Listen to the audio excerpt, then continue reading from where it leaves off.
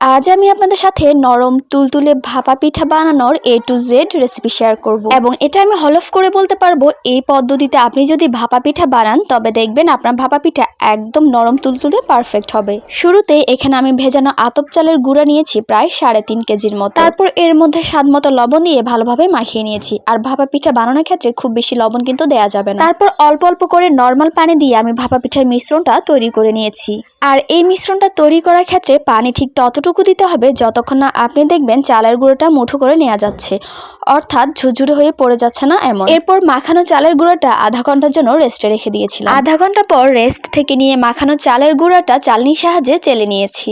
যেহেতু আমার আম্মু অনেকগুলো ভাপা পিঠা বানাবেন তাই এখানে চালের গুঁড়ার পরিমাণটাও বেশি নেওয়া হয়েছে। মাখানো চালের গুঁড়াগুলো চেলে নেওয়া হয়ে গেছে। এ পর্যায়ে ভাপা পিঠার ভেতরে দেওয়ার জন্য নেওয়া হয়েছে নারকেল এবং আখের গুড়। এরপর ভাপা পিঠা বানানোর জন্য এখানে আমি নিয়েছি ছোট সাইজের সিরামিক্সের একটা বাটি। প্রথম ধাপে বাটিতে অল্প করে চালের গুঁড়াটা দিয়েছি। তারপর চারপাশটা আলতোভাবে চেপে দিয়েছি। চালের গুঁড়াটা বাটির মধ্যে খুব বেশি চাপা কিন্তু যাবে না। ভাপা পিঠা বানানোর জন্য আপনারা আপনাদের পছন্দ অনুযায়ী যে কোনো বাটি অথবা সাজ ব্যবহার করতে পারেন। এরপর এর উপরে আমি দিয়েছি কিছুটা আখের গুড় এবং দিয়েছি কিছুটা নারকেল। তারপর এর উপর বাটি ভর্তি করে আবারও কিছুটা মাখানো চালের গুঁড়া দিয়ে দিয়েছি এবং চালের গুঁড়োটা দেওয়া হয়ে গেলে হাতের সাহায্যে আলতোভাবে চেপে দিয়েছি। আবার খুব বেশি চাপা কিন্তু যাবে না। খুব বেশি চাপতে গেলে দেখবেন বাটি থেকে পিঠাটা সুন্দরভাবে আলাদা হচ্ছে না।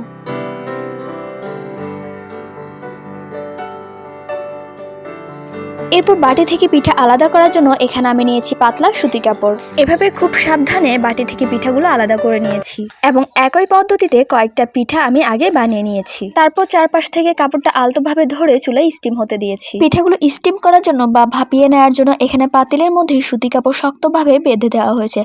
আপনারা চাইলে এই সুতি কাপড় দেওয়ার পরিবর্তে চালনির সাহায্যে পিঠাগুলো ভাপিয়ে নিতে পারেন। অবশ্যই স্টিলের চালনি হতে হবে। তবে এভাবে সুতি কাপড় বেঁধে দিলে অনেকগুলো পিঠা একসাথে ভাপিয়ে নেওয়া যায়। কিছু পিঠা দেওয়া হয়ে গেলে ঢাকনা দিয়ে ঢেকে দিয়েছি এবং পিঠাগুলো ভাপানো হয়ে গেলে চুলা থেকে নামিয়ে নিয়েছি। আর একটা টিপস আপনাদের শেয়ার করি, পিঠা আলাদা করার জন্য যে সুতি কাপড়গুলো ব্যবহার করা হয় প্রতিবার পিঠা ভাপানোর পর এই সুতি কাপড়গুলো একটু ধুয়ে নিলে দেখবেন পিঠাগুলো সুন্দরভাবে খুলে উঠে আসছে। ভাপা পিঠাগুলো বানাতে বানাতে একদম সন্ধ্যা হয়ে গিয়েছিল।